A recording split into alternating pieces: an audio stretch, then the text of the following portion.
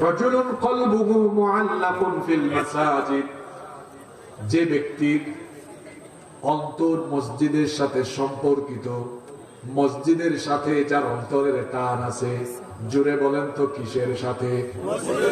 আরো জোরে বলেন কিসের সাথে? মসজিদের সাথে। যে ব্যক্তির অন্তরের টান আছে ওই ব্যক্তিকে আরশের ছায়ার নিচে জায়গা দিবেন কে? সত্যি করে বলেন তো, মসজিদের প্রতি কি আপনাদের টান আছে নাকি? সত্যি আছে? ঠিক আছে, আসছে ভালো কথা।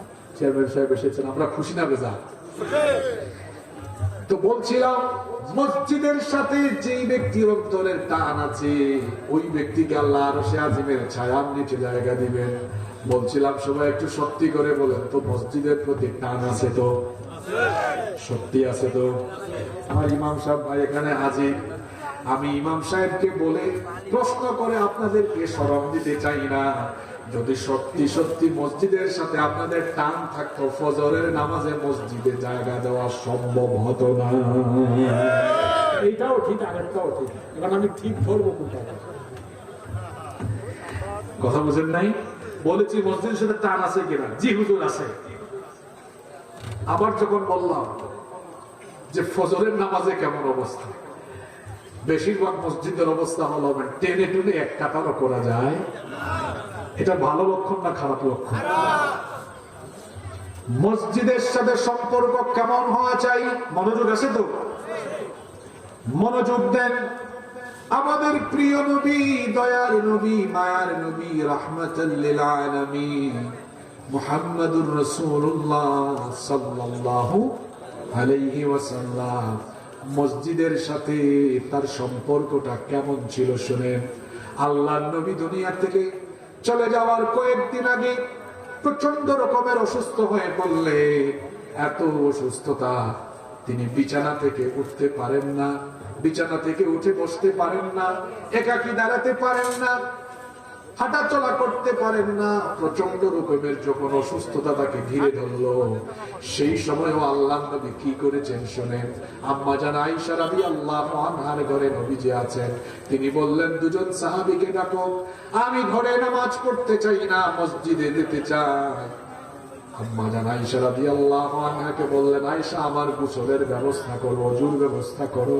আল্লাহর নবী এই অবস্থায় ওযু করলেন, গোসল করলেন, দাঁড়াতে পারেন না, একাকী হাঁটতে পারেন না।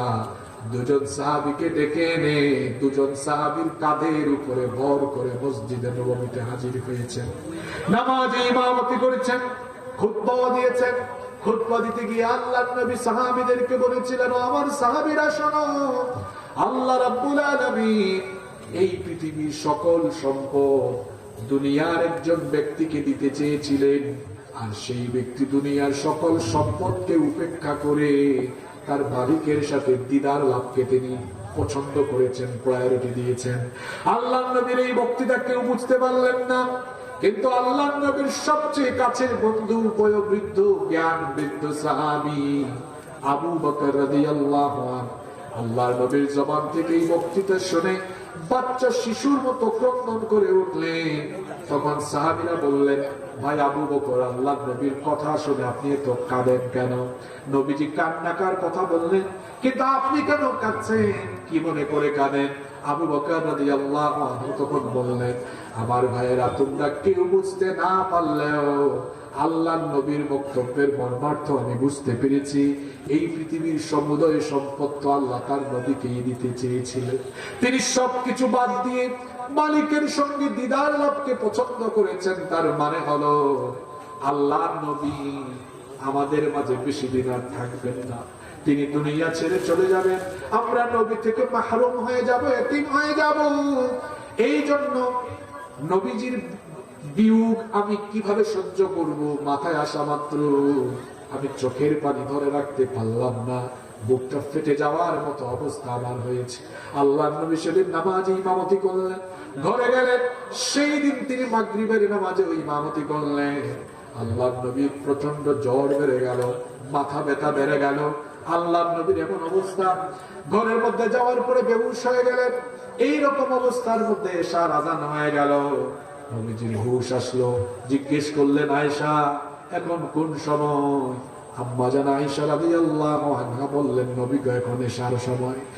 মসজিদে নববীতে বিলাল আযান দিয়েছে, সাহাবীরা অপেক্ষা করছেন আপনি যাওয়ার জন্য, আপনি গেলেই নামাজের জামাত আরম্ভ হবে। আল্লাহর নবী তখন বললেন, আয়েশা গো ঘরে আমার মন বসে না, মসজিদে যেতে চাই, ওযুর পানির ব্যবস্থা করো।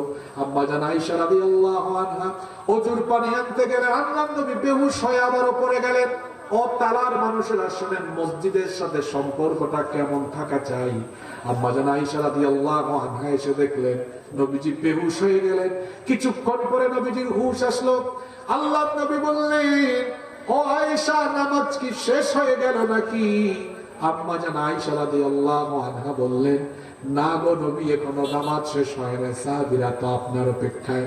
নবীজি যখন ওযু আরম্ভ করতে যাবেন আবারও তিনি বেহুশ হয়ে পড়ে গেলেন। কিছুক্ষণ পরে হুঁশ আসলো। আল্লাহর নবী এবার আবার ওযু করলেন। ওযু করে যখন রওনা দিতে যাবেন আবার তিনি বিছানায় বসে গেলেন, যেতে পারলেন না।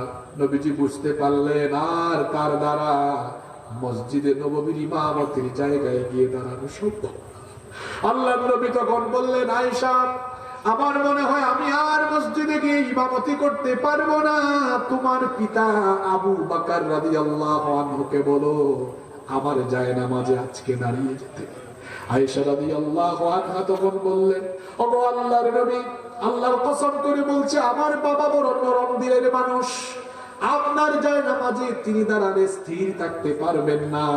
আপনি ওমর রাদিয়াল্লাহু আনহুকে আদেশটা করেন, কারণ ওমর নরম না গরম, কঠিন হৃদয়ের মানুষ, তিনি হয়তো দাঁড়াতে পারবেন, আমার পিতাকে বলবেন না।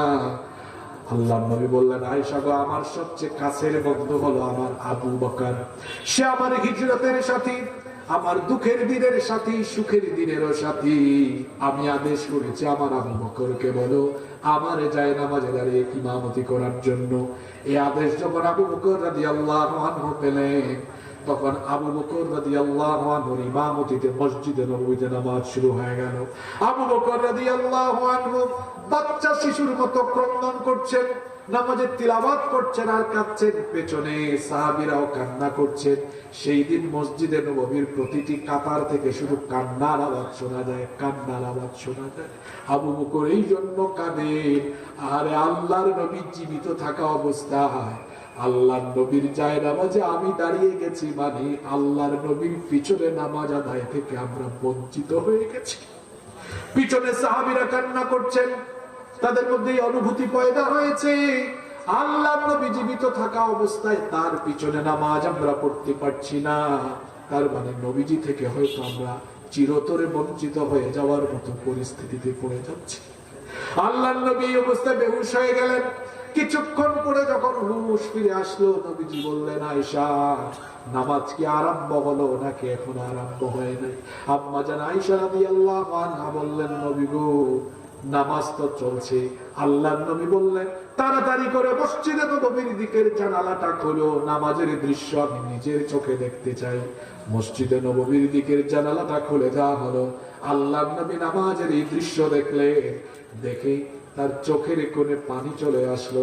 আম্মা জান আয়েশা রাদিয়াল্লাহু আনহা বললেন, ওগো আল্লাহর নবী নামাজের এই দৃশ্য দেখে আপনার চোখে পানি আসলো কেন, ক্রন্দন করলেন কেন? আম্মা জান আয়েশা রাদিয়াল্লাহু আনহাকে নবীজি তখন বললেন, আয়েশা গো এটা কোনো দুঃখের পানি নয়, এটা হলো আনন্দের পানি।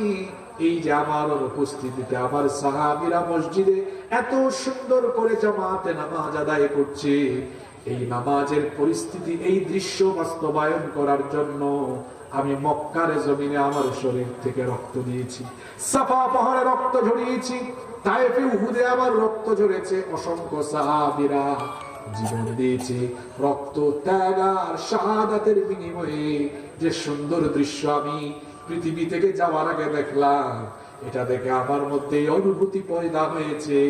আমার কাছে মনে হয়েছে